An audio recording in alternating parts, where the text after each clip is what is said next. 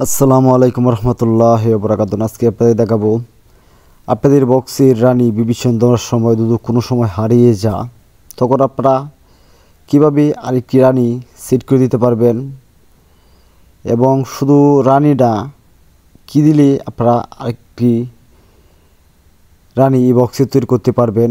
দেখেন, আমার এই বক্সের রানীটা হারিয়ে গিয়েছিল বিভীষণ দেওয়ার সময়। কারণ বিভীষণ দেওয়ার সময় রানীটা যখন আকাশে উড়ে,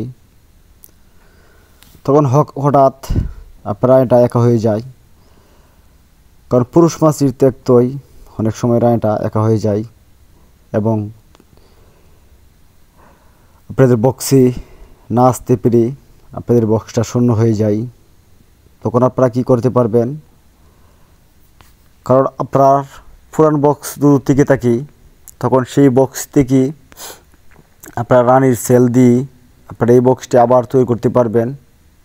তেমন দেখেন, আবার আরেকটি পুরান বক্সে রানীর সেল দেওয়া এখনও অক্ষত রয়েছে, রানীর সেল দিয়ে দিতেছে। সেই রানীর সেলগুলো দিয়ে আমরা আরেকটি এই বক্সটি আপনাদের পরিপূর্ণ করে তুলব। দেখেন, এই রানীর সেলগুলো কীভাবে দিবেন, দেখেন এই ফিতাগুলা একটু কেটে যেভাবে আপনাদের রানীর সেলটা নষ্ট না হয় বসাইতে পারেন। এবং কিভাবে বসাবেন দেখেন, আমি কিভাবে বসাচ্ছি দেখেন, আপনাদের কি আর সুন্দর করে দেখানো হবে। অবশ্যই ধৈর্য সহকারে ভিডিওটা দেখেন। আরেকটু জায়গা কাটতে হবে যেহেতু রানীর সেলটা বয় নাই, এবং যেভাবে আপনাদের রানীর সেলটা আঘাত না আসে সেভাবে বসাতে হবে। আর যদি আঘাত আসে তাহলে রানীর সেলটাতে কি রানীটা মারা যাবে, তাহলে কোনো কাজে আসবে না।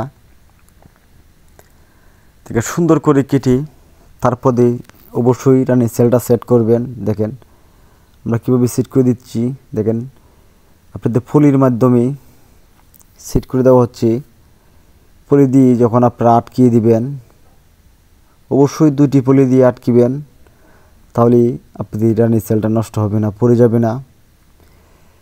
এবং আরও ক্ষুদ্র মৌমাছি সম্পর্কে আপনারা তো জানতে চান, অবশ্যই চ্যানেলটি সাবস্ক্রাইব করে আপনারা যে কোনো ভিডিও দেখতে পারবেন। আপনাদের যে কোনো প্রয়োজনের ভিডিও আমার চ্যানেলে দেওয়া আছে, আপনারা অবশ্যই দেখতে পারবেন। দেখেন, মোটামুটি রানীর সেলটা সেট করে দেওয়া হচ্ছে।